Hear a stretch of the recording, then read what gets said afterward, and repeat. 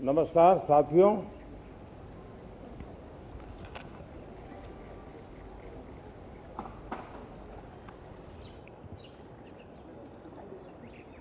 शीतकालीन सत्र है और माहौल भी शीत ही रहेगा।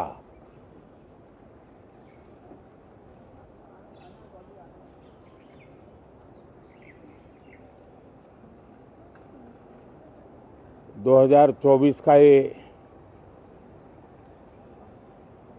अंतिम कालखंड चल रहा है।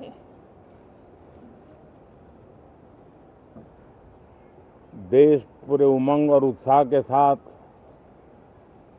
2025 के स्वागत की तैयारी में भी लगा हुआ है।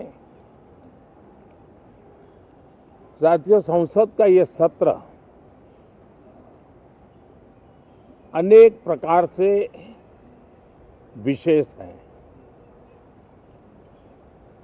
और सबसे बड़ी बात है हमारे संविधान के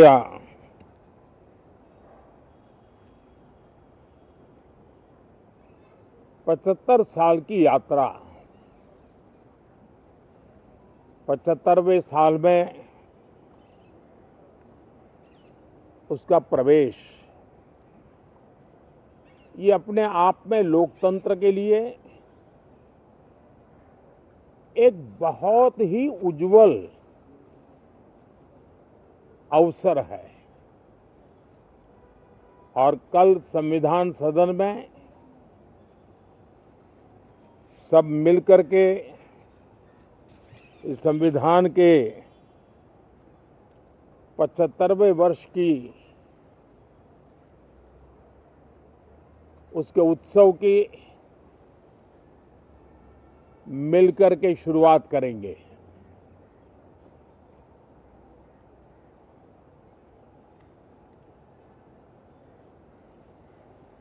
संविधान निर्माताओं ने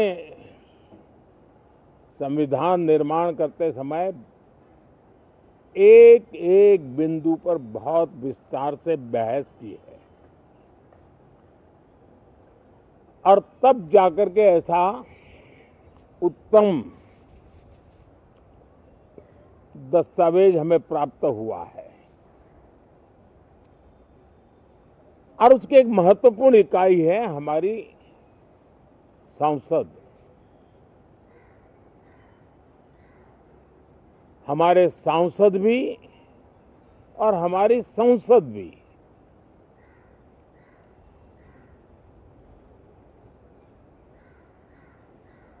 पार्लियामेंट में स्वस्थ चर्चा हो, ज्यादा से ज्यादा लोग चर्चा में अपना योगदान दें।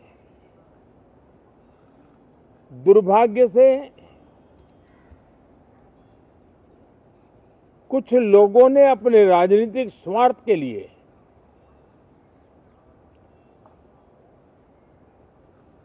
जिनको जनता ने अस्वीकार किया है, वे संसद को भी मुट्ठी भर लोगों के हुड़दंगबाजी से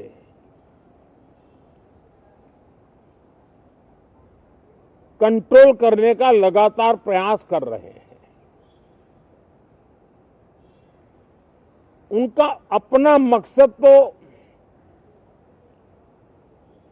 संसद की गतिविधि को रोकने से ज्यादा सफल नहीं होता है और देश की जनता उनके सारे व्यवहारों को काउंट करती है और जब समय आता है तो सजा भी देती है। लेकिन सबसे ज्यादा पीड़ा की बात यह है कि जो नए सांसद होते हैं,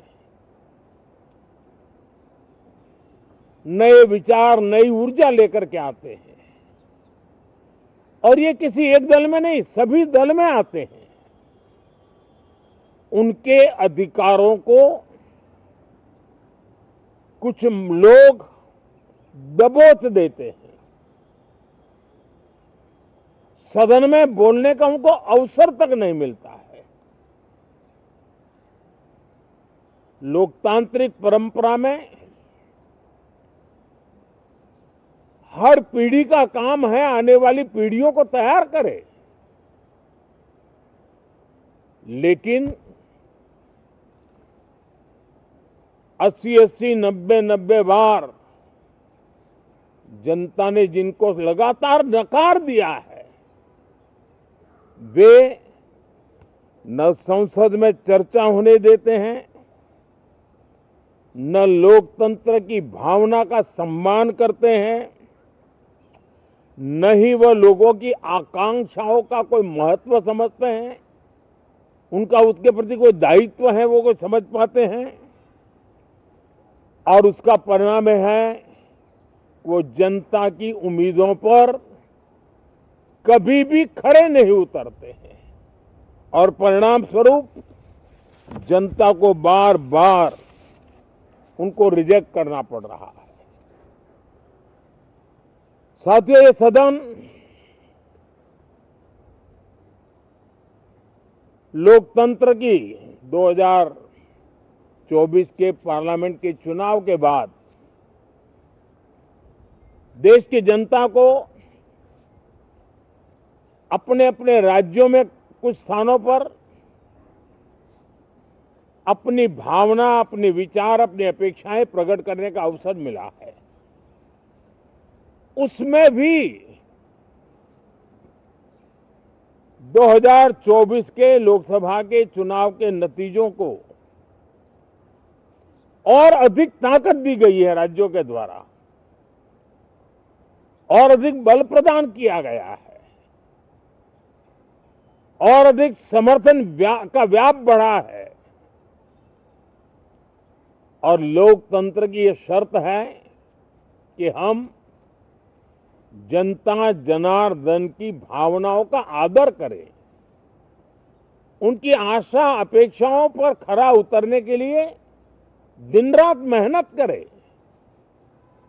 मैं बार बार खास करके विपक्ष के साथियों से आग्रह करता रहा हूं, और कुछ विपक्ष बहुत जिम्मेदारी से व्यवहार करते भी हैं। उनकी भी इच्छा रहती है कि सदन में सुचारू रूप से काम हो, लेकिन लगातार जिनको जनता ने नकार दिया है, वे अपने साथियों की बात को भी दबोच देते थे, उनकी भावनाओं का भी अनादर करते हैं, लोकतंत्र की भावनाओं का अनादर करते हैं। मैं आशा करता हूं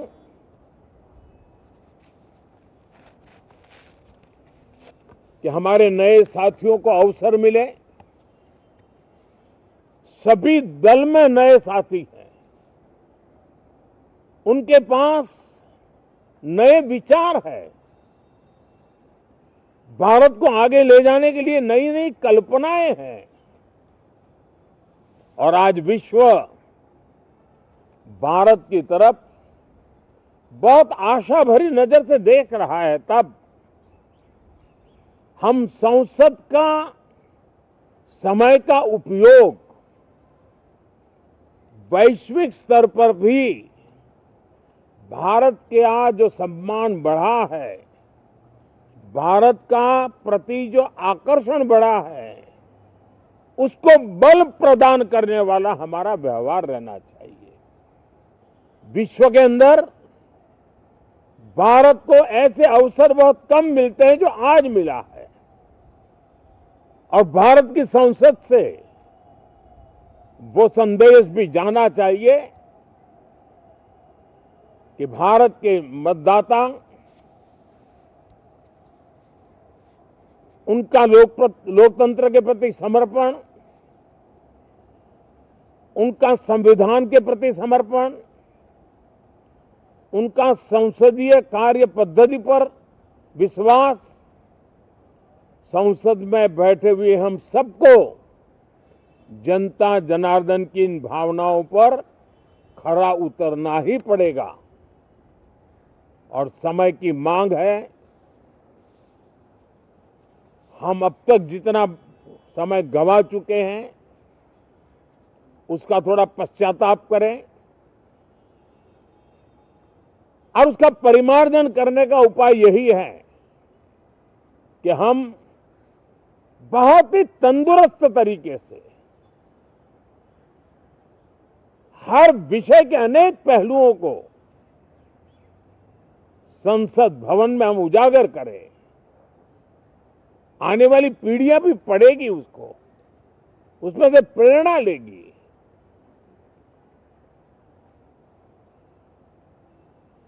मैं आशा करता हूं कि ये सत्र